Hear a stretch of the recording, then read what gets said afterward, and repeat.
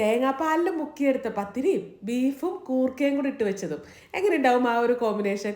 കുറേ ദിവസമായി വിചാരിക്കണം ബീഫും കൂർക്കയും കഴിച്ചില്ലല്ലോ അത്. അപ്പോൾ നമുക്ക് ഉണ്ടാക്കിയല്ലേ. അതിന് വേണ്ടിയിട്ടേ ഞാൻ 1 കിലോ ബീഫാട്ട എടുത്തിരിക്കണേ.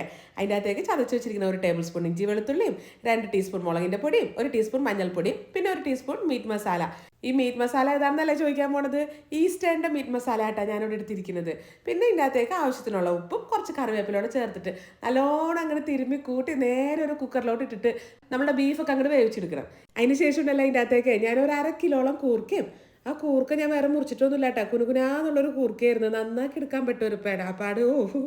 പിന്നെ ഇതിൻ്റെ അകത്തേക്ക് 2 പിടി നിറച്ചും ചെറിയുള്ളിയൂടെ ചേർത്തിട്ട് പിന്നെ ഒരൊറ്റ വിസിലങ്ങോട്ട് കൊടുത്ത് പാനിൽ വെളിച്ചെണ്ണ ചൂടാക്കിയിട്ടേ ഉലുവയും വലിയ ജീരകവും ഉണക്കമുളകും കറിവേപ്പിലയും സവാളയും കൂടെ ചേർത്തിട്ടേ നല്ലോണം അങ്ങോട്ട് വഴറ്റിയെടുക്കണേട്ടാ.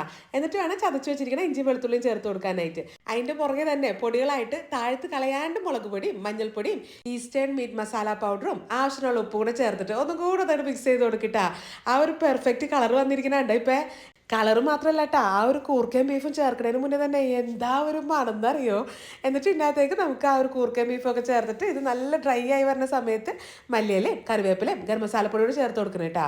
ഇനി ഉണ്ടല്ല ആ തേങ്ങാപ്പാലിൽ കുതിർന്ന് വന്നിരിക്കുന്ന പത്തിരിയിലോട്ടെ നമ്മളുടെ ഈ ഒരു കൂർക്കയും ബീഫും കൂടി ഇട്ടിട്ട് അങ്ങോട്ട് കൂട്ടി കുഴച്ചങ്ങോട്ട് കഴിക്കുക. ആ പെർഫെക്റ്റ് ടേസ്റ്റ്.